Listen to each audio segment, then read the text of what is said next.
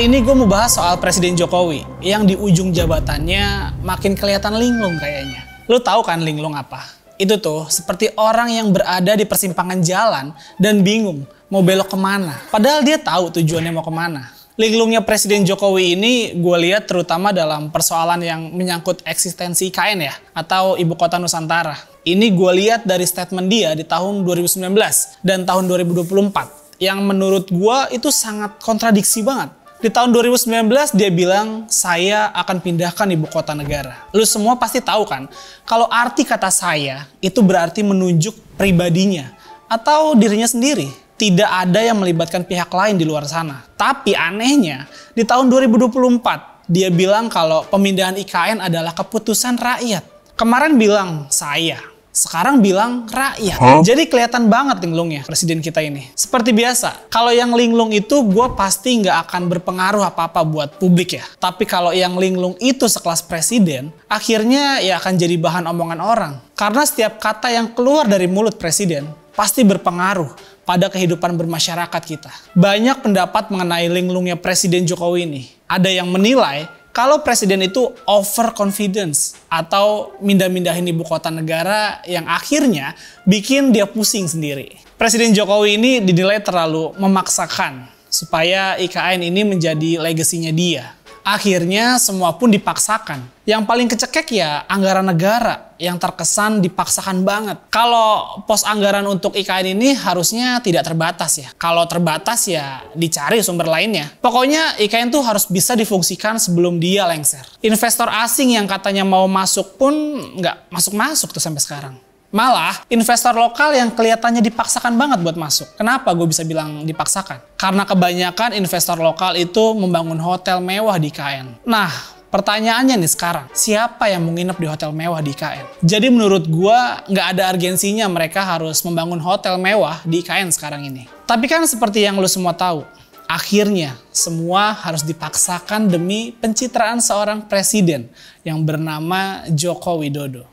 Tapi sayangnya banyak yang meragukan kalau presiden terpilih Prabowo Subianto akan jor-joran melanjutkan IKN. Karena Prabowo diprediksi akan mendahulukan kebijakan yang bisa dinikmati sama rakyat daripada harus menghabiskan banyak anggaran untuk IKN. Di bawah pemerintahan Prabowo, IKN mungkin akan tetap dilanjutkan, tapi tidak akan memaksakan anggaran, seperti yang dilakukan oleh Presiden Jokowi. Jadi kemungkinan di bawah pemerintahan Presiden Prabowo, nanti pembangunan IKN akan berjalan sangat lambat. Nah, ini nih yang kelihatannya dipusingin sama Presiden Jokowi sekarang. Karena yang gue denger nih, IKN itu kan akan dijadikan modal politik untuk Gibran Rakabuming Raka untuk maju di kontestasi Pilpres tahun 2009.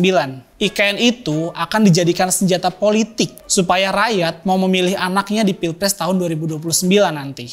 Mungkin narasi yang akan dibangun di tahun 2029 nanti kurang lebih seperti ini nih. Lihat IKN, keren kan sekarang? Itu peninggalan Pak Jokowi loh. Jadi ayo kita dukung anaknya jadi presiden. Aduh. Narasi nostalgia kayak gini nih cukup kuat banget sebenarnya buat dimainin nanti. Karena kan hatinya orang Indonesia itu rata-rata melo ya.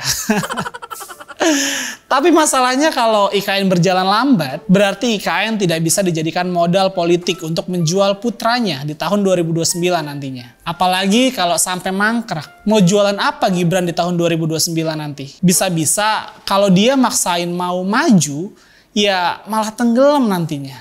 Kalau IKN nggak jalan atau berjalannya lambat, akan bisa dijadikan kuncian politik oleh Prabowo untuk tetap kuat di tahun 2029 nanti. Prediksi gue nih kalau itu terjadi, sejauh-jauhnya paling Gibran akan maju jadi calon wakil presiden lagi. Itu pun kalau nanti Prabowo-nya masih mau pasangan sama dia ya.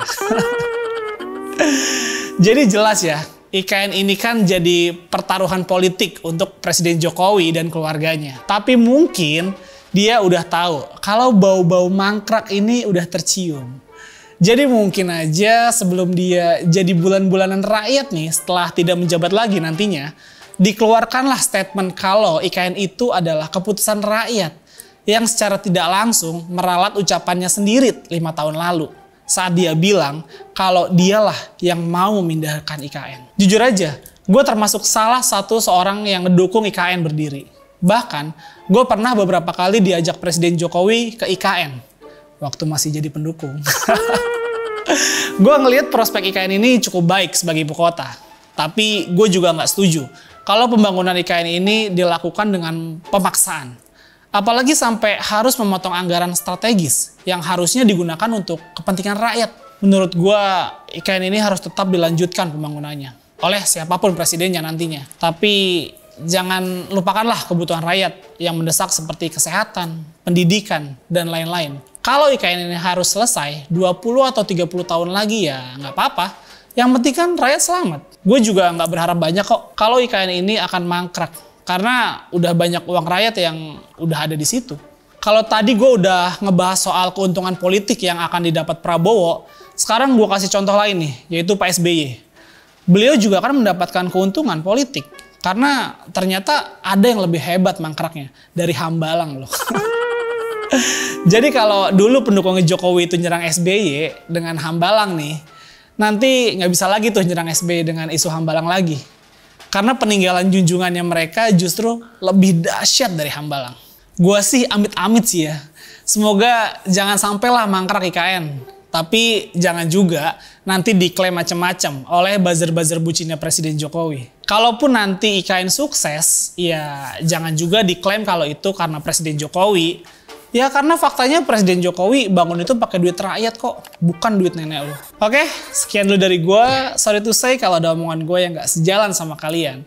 Perbedaan jangan bikin kita berhenti buat berteman. Bye!